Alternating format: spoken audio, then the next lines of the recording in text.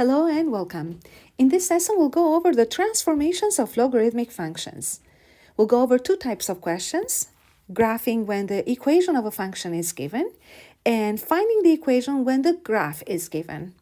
Remember that logarithmic functions will undergo the same transformations as all functions defined by the equation y equals a. Log with base b will be the parent function, k x minus d plus c. Just to refresh your memory one more time, the coefficient a is the one in charge of the variable y.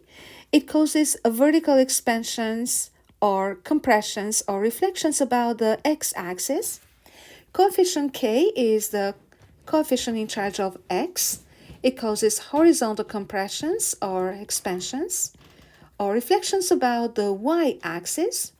Coefficient d is in charge of x. It causes horizontal translations left or right.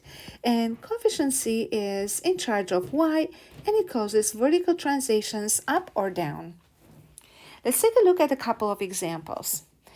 In these examples, as you see, all the functions come from the parent y equals log with base 2 of x.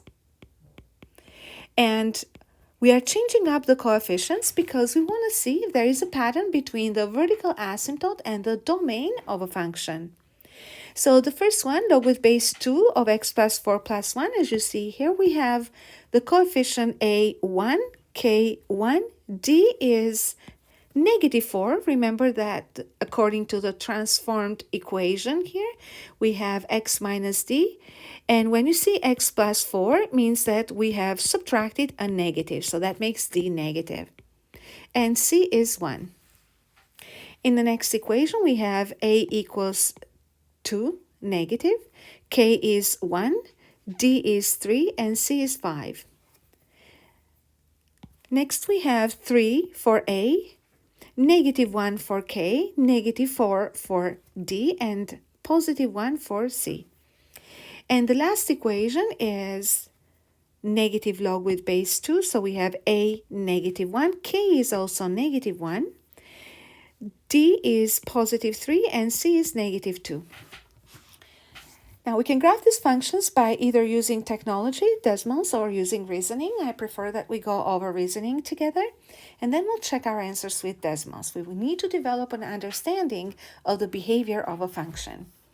So we're going to get started with the first one, log with base 2 of x plus 4. And when we graph exponential functions, we will refer to the parent function and we'll focus on two important elements of it. Number one, the x-intercept of the parent function, which I will mark it right here on the Cartesian plane. Remember that the x-intercept of the parent function is at 1, 0.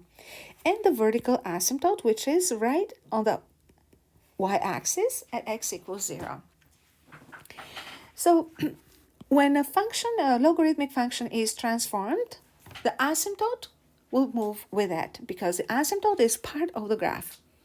And in our case, what we see here is no stretches in the vertical direction, no stretches in the horizontal direction, but we have a horizontal translation of 4 to the left and 1 up. So we'll grab the vertical asymptote and we'll move it 4 units to the left and 1 unit up. So notice that when we move a vertical asymptote horizontally, we can see how the position of it changes. But when you move it vertically, it's exact same asymptote. Remember, you can extend it as long as you want to. In the same way, we'll move the x-intercept of the parent function 1, 2, 3, 4 units to the left and 1 unit up. So that's where the image of the parent function, or the x-intercept of the parent function, will go. So about the end behaviors of this function, which are the next thing to look at, we will refer again to the behavior of the parent function. So the behavior of parent function is going in this direction. We have no reflections about x or y axis, which tells us that the behavior will stay the same. That means that the graph of the first function will go this way around.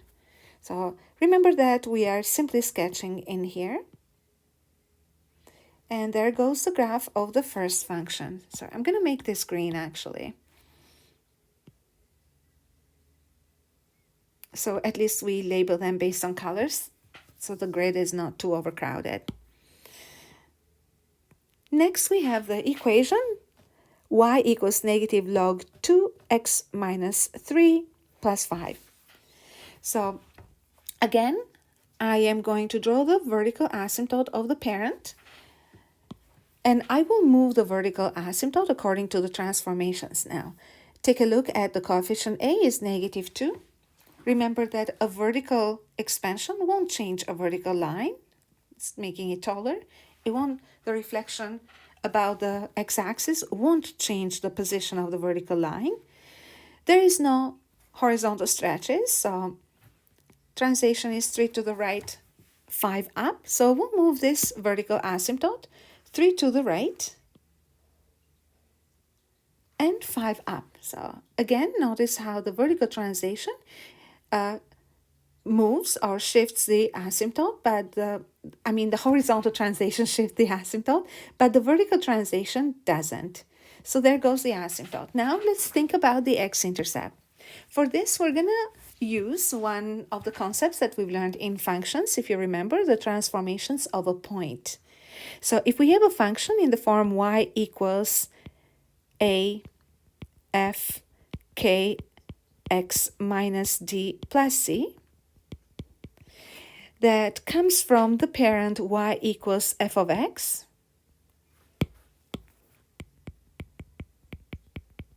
we'll say that a point with coordinates x and y in the parent function will transform to become x divided by k plus horizontal translation and ay plus the vertical translation. In our case, we are using the x-intercept with coordinates 1, 0. And this will change, to become x equals 1, coefficient k is 1, d is 3. Y is 0, a is negative 2, so negative 2 times 0, and then plus 5. This tells me that the x-intercept is at 1 plus 3, 4, 0 plus 5, 5. So 4 and 5 will be the coordinates or the new coordinates of the x-intercept or the transformed x-intercept. And now I'm thinking, what are the end behaviors? Remember, again, parent function will behave this way, so it will be increasing. In this case, we have a reflection about the x-axis, which tells us that the graph must have changed the direction, so it's a decreasing function. We know that the graph has to follow the vertical asymptote, so we know that it has to be on this side of the vertical asymptote, and this will be the sketch of it. We're moving on to the next equation. So we're going to say that for this equation, let's take care of the vertical asymptote, which is from x equals 0. We're moving it to x equals negative 4. Again, we can go through the same reasoning.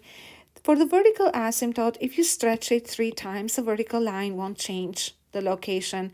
If you reflect this vertical line about the y-axis, since k is negative, it won't change. So if you move it 4 units to the left, this vertical asymptote will go right here. If you move it up or down, it won't change. Now let's take care of the y-intercept of the parent function. Where has it gone now? So the point with coordinates 1 and 0 is transformed to become 1 divided by coefficient k, which is negative 1, plus horizontal translation, which is negative 4. For the y-coordinate, we have a 0 multiplied by coefficient a, which is 3, and then plus 1. So negative 1 minus 4 is negative 5, and 3, 0 plus 1 is 1. Negative 5, 1 will be the coordinates of the x-intercept or the transformed x-intercept from the parent function. So now we're thinking, is the graph following the asymptote this way or this way? We understand that the graph has to be on the left side of the vertical asymptote. So for this, we'll consult with the end behaviors of the parent. The parent goes this way, And since we have a reflection caused by k being negative, which means that we have a reflection about the y-axis, we'll say that the blue graph will follow the vertical asymptote from the left side. So here we go. This is the the graph of the blue function here. The last equation is the equation of the purple graph. Again, we're going to start with 1, 0 and transform it. So the coefficient k is -1, so divide by -1, add 3, which is a horizontal translation. A is -1 multiplied by 0 and add -2, which is the vertical translation. So the coordinates will be -1 plus 3, 2, and 0 minus plus -2, -2. So the new, or the transform x-intercept will go at 2, -2. So there we go. Now we're going to take a look at the vertical asymptote. For the parent function is at 0.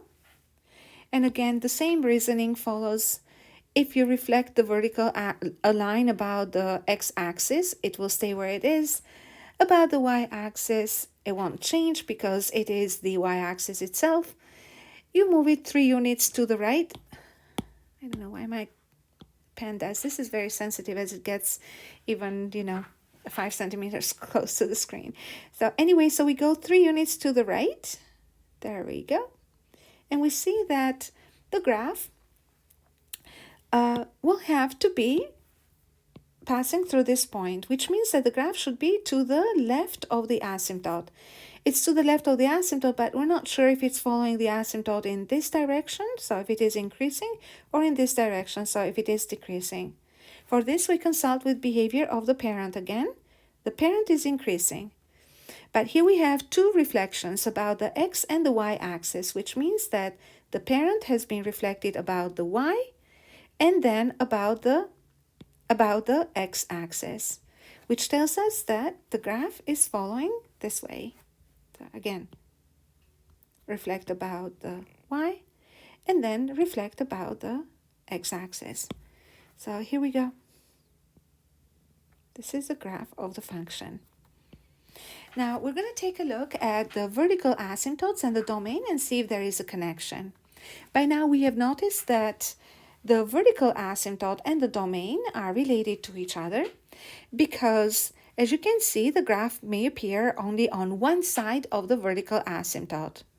So wherever the vertical asymptote is, then the graph can be either on the left or the right side of it. But what makes a log function be located on the left or right side of the asymptote? And how is that related to the coefficients? Now, let's define the asymptotes first. The vertical asymptote for the first one, the green graph, was at x equals -4. So we'll write equation x equals -4. The graph was on the right side of the asymptote, which makes the domain bigger than -4.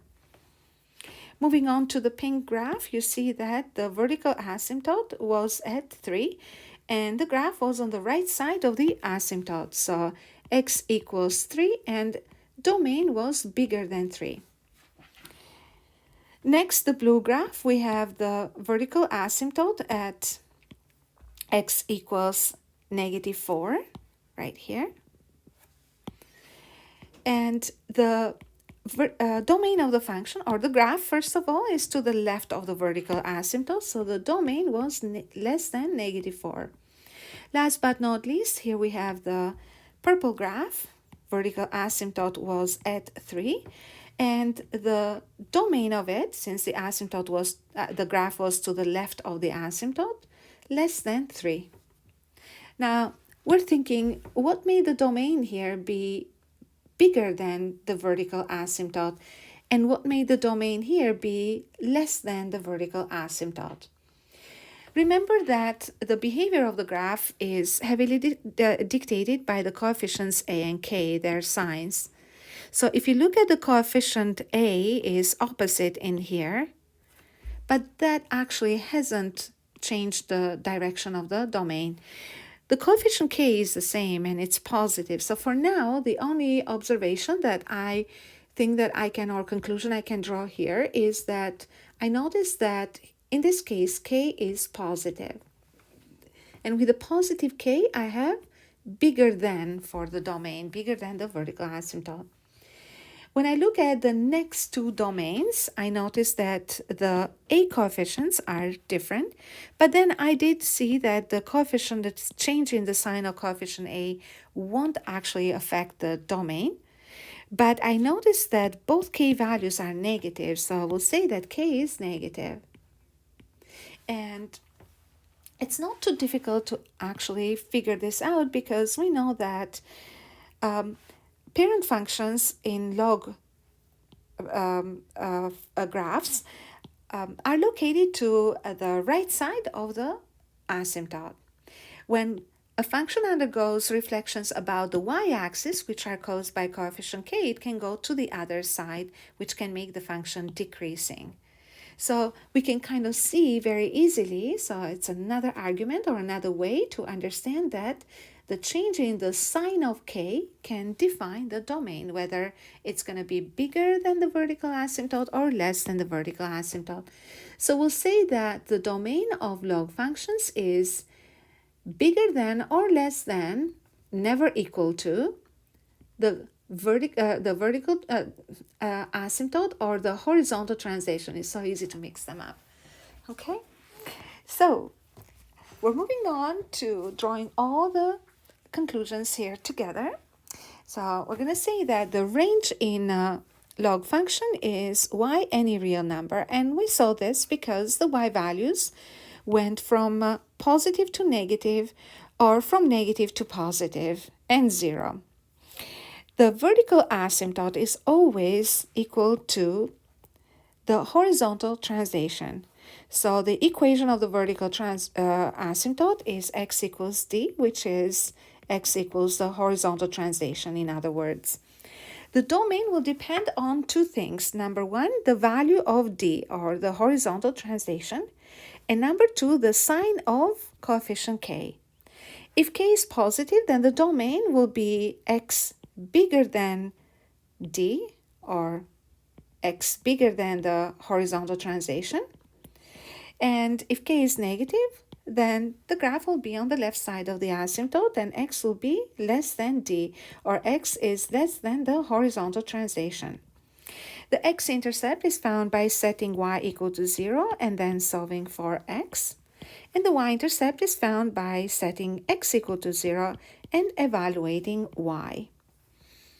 So we're going to take a look at an equation of a log function and we'll graph it. So first, check and see if we need to factor the coefficient k. We don't have any coefficients in front of x, so we're free to go and state the transformations. So vertical asymptote here is defined by the horizontal translation. So the horizontal translation is 3 to the right, which tells us that vertical asymptote is at x equals 3. Now for the domain, we know that is defined by the vertical asymptote, so it could be x bigger than 3 or less than 3. It is bigger than 3 if k is positive, so since the k value is 1, which is a positive number, then the domain will be x bigger than 3. For the range, you don't have much to think about. Y is any real number. That's my favorite question to answer. For the x-intercept, we'll make y equal to 0, which means 0 equals negative log with base 2 of x minus 3 plus 2. I know that we haven't learned how to solve equations, but this is a very simple basic log equation. Now we need to solve for x, which means that we need to isolate x, and we cannot actually access x when it is inside log. So what we are going to do is we're going to bring the log term to the left side of the equation, and we'll have here log with base 2. So this negative sign will change to positive, but nothing will happen inside log, so that stays the same, equals 2. And now we just have to use the log properties to access x minus 3. So we'll say that this base of 2 raised to this power of 2, because that's the value of log or the exponent, equals x minus 3. Continue on. Here we have 4 equals x minus 3, which tells us that x must be 7. So the x-intercept is 7. For y-intercept, we're going to make x equal to 0 and evaluate the function. So we'll say that y equals negative log 0 minus 3 plus 2, or negative log base 2 always of negative 3 plus 2. Now remember that the number inside log has to be positive. Why? Remember what sits inside log, an exponential number that has come from bringing this base of 2 to some power. It doesn't matter how big or small the power is, the exponential numbers are positive when the base is positive. So this has to be positive, right? So must be positive. And the fact that it's negative means that the y value is undefined, which tells us that the function does not have any y-intercepts. I will highlight my findings. Makes me happy. Here we go. And feel accomplished that way. So we're going to graph the function. This is going to be fun. So we have the horizontal and the vertical axis. Actually, I want to grab a different color here. Horizontal, vertical. And I'll name the axis with letters x and y. Why not? And then we're going to let 1 square equal 1 unit.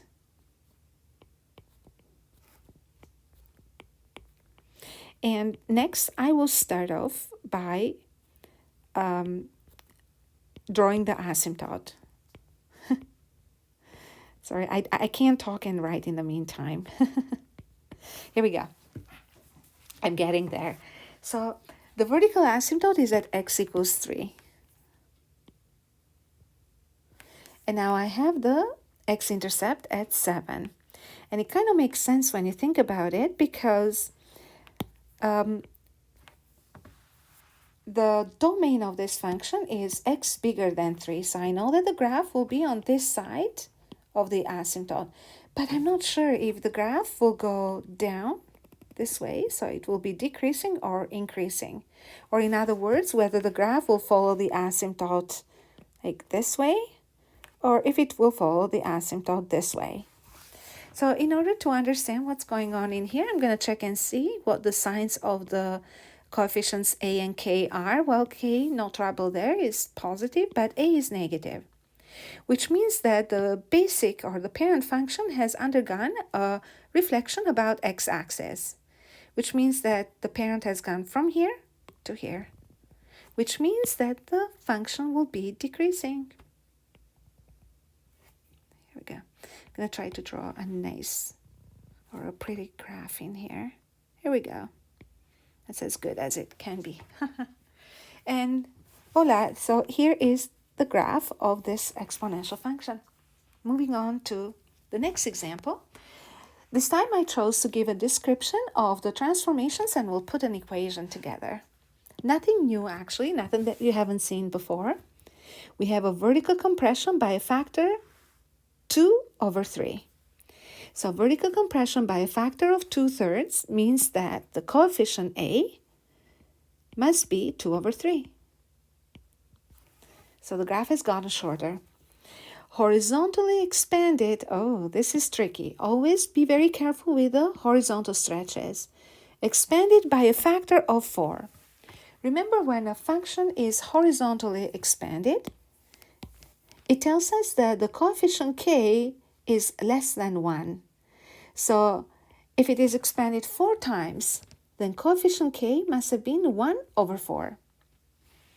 Reflected about the y-axis. So this is related to coefficient k again, because when a function is reflected about the y-axis, the x-coordinates are switching signs. That tells me that the coefficient k is not just 1/4, but it's -1/4. It's been translated, so the vertical asymptote is -2. From what I remember, vertical asymptotes are defined by the horizontal translations. So maybe what they're trying to give me here is the horizontal translation or the coefficient d. Vertically translated 4 units down, this sounds like something that coefficient c would do. And we'll say that coefficient c is taking the function 4 units down, so it must be -4. So the function is y equals a log with base 10 k x minus d plus c. I'm just rewriting it for the fun of it. And now we're going to plug in all the coefficients we found. So we have the coefficient a equal to 2/3. And then we have log with base 10. If you don't write the base, we'll assume that is 10, so it doesn't really matter. The coefficient k is -1/4. So let's write that down. We have x minus -2, close brackets, close the square brackets, and then plus -4. So if you want to write the equation in a neater form, which we should, then we have 2/3 log -1/4 x plus 2 and then -4. And you're probably wondering, oh, do I have to expand in here? I wouldn't, so I would leave it in this form. But if you still have doubts about it, ask your teacher and do whatever your teacher says. So here we go, we're moving on to the next example. So in the next example, we're given the equation of a logarithmic function and we have to determine the following: domain, range, asymptote, intercepts, everything. We're not graphing in here, but we're going to look at the algebraic analysis of it. Whenever we analyze a function, we need to check and see if we need to factor out the coefficient k. In this case, we should. So I'll rewrite the equation of this function as -2 log with base 2, -3, x minus 5, and then plus 1. So I'll identify the coefficients. So we have a equal to -2, we have k of -3, we have d of +5, and we have vertical translation c of 1. So I know that the domain of the function is defined by two things, or determined based on two coefficients, the coefficient d and the sign of coefficient k. So the domain will be x related to coefficient d, which is in our case 5. And since k is less than 0, then it will have to be x less than 5. For the range, we're going to say, as always, any real number works. Vertical asymptote is at x equals the horizontal translation, so x equals 5. Now let's find the x-intercept. To find the x-intercept, we'll set y to 0, which means 0 equals -2 log with base 2, -3x plus 15, and then plus 1. Do not bother to write the factored form. We just need this for the purpose of identifying domain and asymptote. When solving the equation, it's easier to keep it in expanded form. So -2 can go to the other side, become positive. -3x plus 15 equals 1. We are trying to isolate x, which means we need to get as close as possible to it, which means we need to divide by 2 both sides, isolate the log term from coefficient 2, which means divide both sides by 2, and then we get log with base 2 of -3x plus 15 equals 1/2. So here we go again. I'm going to say that the base 2 raised to the power of 1/2 will give the expression inside log. So -3x plus 15 equals 2 to the power of a half. Negative 3x equals negative 15 plus, I'm going to write 2 to the power 1 over 2 as square root of 2, and then x equals divide by negative 3 every term. And we'll have 5 minus 2 over 3, 2 is square rooted. I'll write the exact value of x-intercept, 5 minus 2 root 3. For the y-intercept, we're making x equal to 0.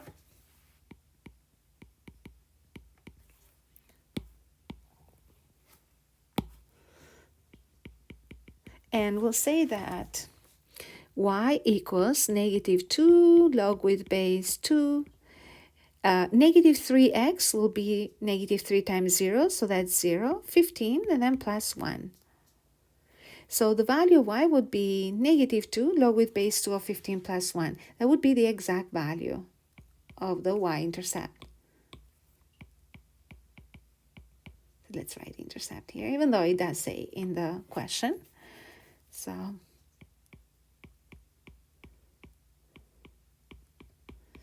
now we have to define the intervals of increase and decrease.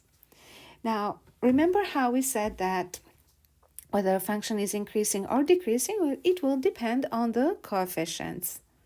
So the coefficients in our case, both a and k are negative. That tells us that the function, the parent function, has been reflected about both x and the y-axis. That tells us again that the function will be decreasing. So there is no interval of increase, and it will be decreasing throughout its domain, which is from negative infinity to positive 5.